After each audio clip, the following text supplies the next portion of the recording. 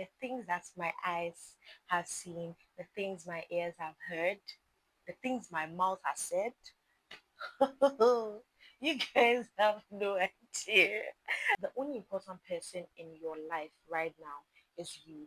Every other person is secondary. Don't let anybody get away with disrespecting you. Set boundaries, live by them, introduce them to the consequences of their actions. Capish? Good.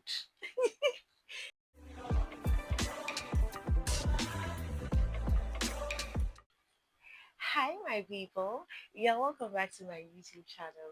If this is your first time here, hi. If this is not your first time here, me and you, we're locked in. Okay?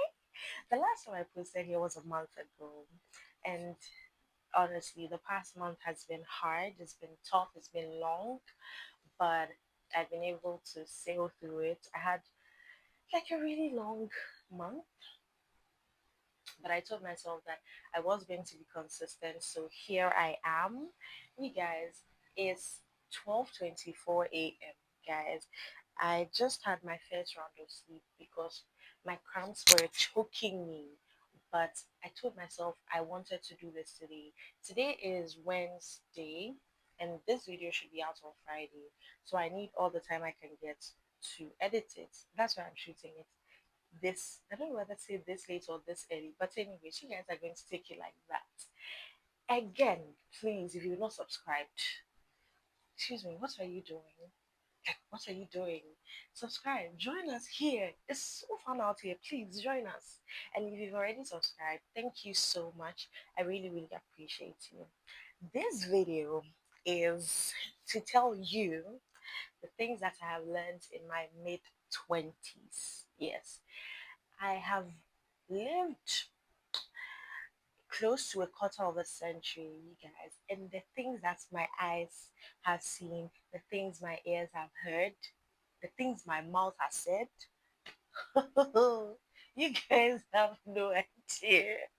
So I just thought to share with you guys some lessons that I have learned in my mid 20s, right?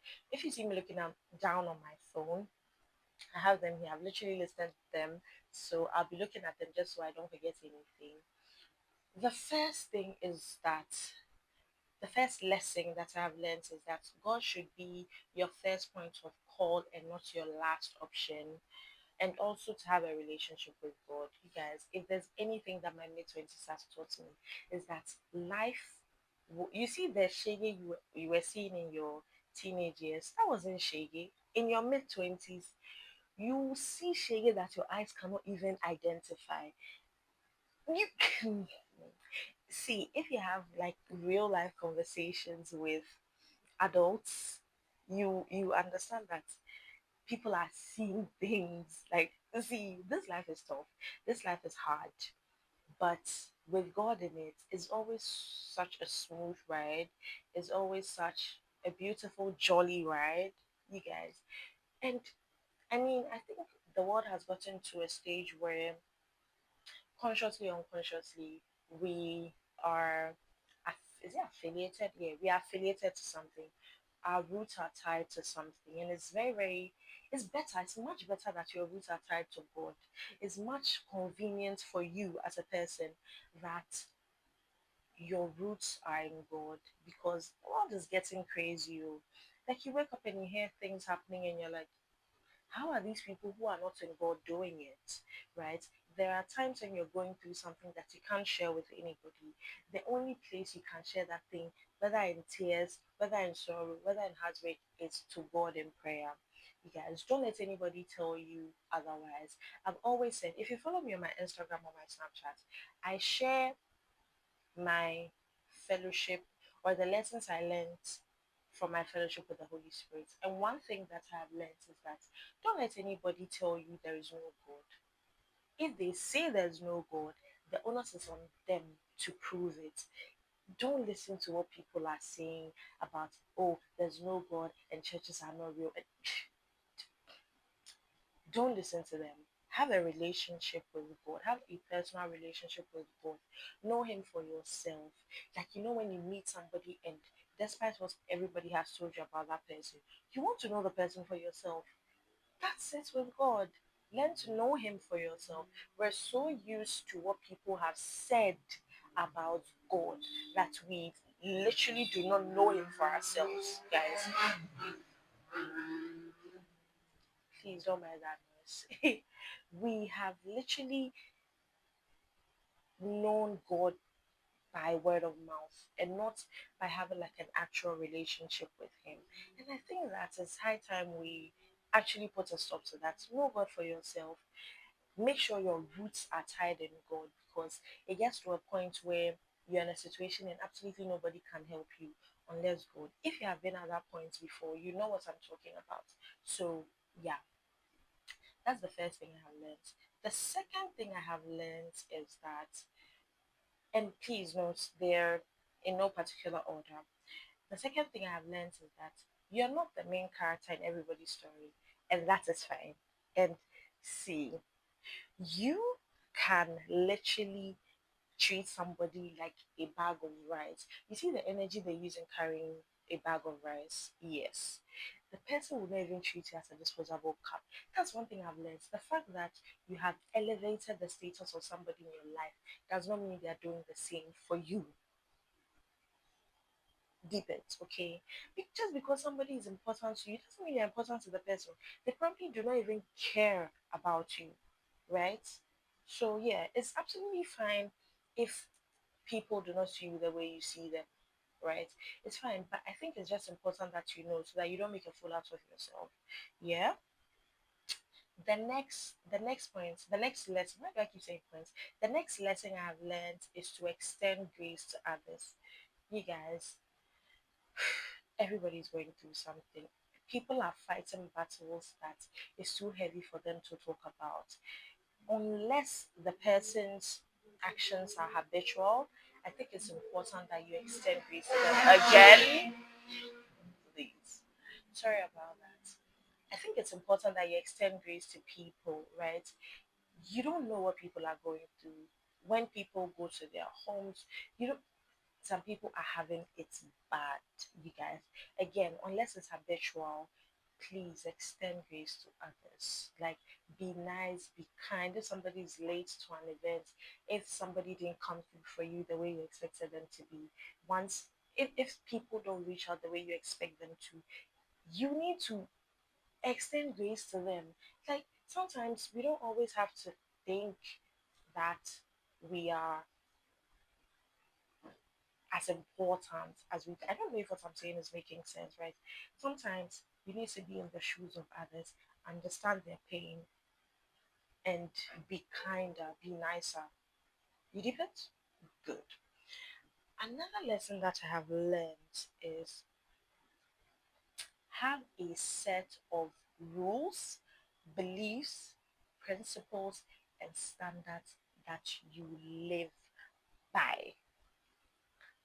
Have a set of rules, principles, standards, and beliefs that you live by. You guys, there are certain things that you should never do, consciously or unconsciously. There are certain places that you should never be seen at. There are certain people that you should never be seen having interactions with. That's because, let me tell you why. Because there's there's a way that having a certain relationship with somebody affects your way of life. If you don't know this, like, you stay too long around somebody and you're copying their mannerisms. You stay too long at a place and you're copying the habits there. So just so you're not at that point where you're picking up habits that you really do not need, I don't think you need to be at certain places. I don't think you need to be hanging out with certain people. There are certain people on the internet that I think our mindsets do not align, and for that reason, I don't even come across their content because I have consciously and intentionally blocked them. I don't want to have to, what am I saying? I don't want to have conversations about those people, right? So you see that, oh, they're talking about this person because the person has gone to do something very, very silly on social media. And because you've come across the story, you have a say in it. I don't want to have a say in everything that goes on the internet. I'd rather I'd rather not. I will graciously block you because I don't want to see your content. Like, it's not that deep, guys. Another thing, this one, if I have to beg you, if I have to lie on the floor and beg you, I will do it. And that is to take care of your health. Oh, again, please take care of your health. Maybe one day I'll share the story as to why I'm saying this, the backstory, right? But you guys, take care of your health. There's absolutely nothing as important as your health as an individual, as a person. Your health is so, so important. And this is another tip. If you do not have any hospital card, I will advise you to walk into any hospital, get a hospital card, and ask them to add your national health to your hospital card so that as and when you're not well and you go to the hospital, it's very, very easy and seamless for you, even when you have an emergency, right? So please, you guys, sorry, you guys, please take care of your health, as if especially as a woman. Please take care of your health. It is also important that there are certain illnesses that you pick up that can alter the rest of your life. So to avoid those illnesses, please take take care of your health. Like, be extra concerned about your health. Know your body. If there's something that is not going well with your body, know it so that you can get help as soon as you can. Pish. Yeah. Another thing, another lesson that I have learned is um to build a routine. I don't want this video to be so long. So yeah, I'll try to make it as short as I can. But yes, build a routine. Build a routine makes your life so much simpler, so much easier, very untacky, if that is a word. Like your mornings, your evenings, they're not so heavy for you. So a few routines that I have built is when it comes to my morning. When I wake up, even before I touch my phone, even before I hear what's going on with the world, I make sure that I spend time with God. I make sure that I spend time with myself. I make sure that I'm sane enough to be able to um, approach the world. I don't know if that makes any sense, but I make sure that I listen to things that matter to me, like a sermon, a podcast, anything. If you're my Snapchat, you see that I listen to most of these things. Yeah. So please build a routine. Um, it can be anything. It can be a morning routine. It can be an evening routine. It can be what you do before work, what you do after work. All of these things, they help to make your life very, very seamless. You guys, I'm actually not kidding. Like I said, I want to make this video as short as possible, just so it's not a lot to watch. Yeah, so maybe there'll be a part two. Let's wait and see. Another lesson that I have learned is that you need to forgive yourself and forgive people without them asking, right? And this is because we are deeply flawed as a society due to our family and the world system. There are just so much flaws in there that affects us in ways that we do not even know, mentally, emotionally, psychologically, right? And it makes people project on us without them even knowing, right? So it's very, very important that you take time to detox. Things happen. Learn to get the lessons from your mistakes, get over them, move on, right? If you're not offloading, how can you get more to yourself? If you're not letting go of things, how can you pick up new experiences? Things happen, you have gone through shege, forgive yourself. You're not the first person to make a mistake, are you? Are you? Talk to me, are you? No. People make mistakes every day. You don't need to beat yourself too much for a mistake that you made, right? Learn the lesson. See, buy yourself ice cream, pat yourself on the back. You go again another day, right? You don't need to beat yourself too hard for mistakes. I mean, they were mistakes, aren't they? Yeah. So please forgive yourself. Like, life is actually not that deep on certain levels, and forgive other people. Know that just as it is your first time doing life, so is it their first time doing life. Most of us are trying to figure things out. So forgive yourself and forgive other people. You don't need to wait for them to ask you to forgive them. Just for your sake, for the sake of your mental health, forgive them, move on, move away. Yeah. Another lesson that I have learned is to not take things personally. You guys, I work in customer care. I meet different people with different personalities every single day, right? And I can tell you that there are times where customers have said things to me, and I'm like, did this person really say that to me? But I've learned not to take things personally, because one thing my boss told me sometimes is that people are like assorted biscuits. You won't get the same personality running through, right? So it is absolutely fine if somebody says something to you and you're like, okay, this person probably having a hard day, and you just let it go. It doesn't always have to be about you, right? You don't always need to carry people's wahala on your head. If somebody says something to you, if you can confront them about it, confront them. If you can't, just drop it, let it go. They're really not that important in your life, are they? The only important person in your life is you. You get it? Good. Did you dip it? I didn't say that. Did you dip it? Awesome. Let's move on to the let's move on to the next point. This is something that you guys, I won't say this is embarrassing to admit, because this is the truth. Sometimes you are the problem. Sometimes you see the toxic person that you're looking for. Sometimes it's you. Sometimes you are the one who is not in the head.